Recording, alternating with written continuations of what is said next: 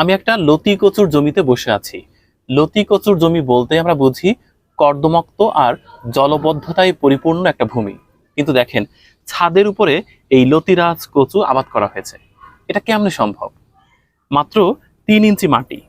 আপনাদের একটু পরীক্ষা করে দেখাই। এই দেখেন, মাত্র 3 ইঞ্চি মাটিতে লতি কচু আবাদ করা হচ্ছে, তাও সেটা ছাদের উপর।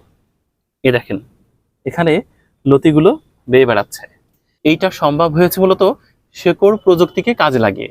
অর্থাৎ এই যে লতি কচু, এর জন্য কতটুকু মাটির প্রয়োজন হয় সেইটুকু যদি আপনি বুঝতে পারেন, তাহলে যে কোনো জায়গাতেই ওই পরিমাণ মাটি দিয়ে এই চাষটি করা সম্ভব। সাথে সাথে কতটুকু পানি লাগবে, কতটুকু খাবার লাগবে, সেটা আপনাকে বুঝতে হবে। এই ছাদের উপরে লতি কচু আবাদ করেছেন আমাদের কৃষিবিদ ইবাদ আলী ভাই।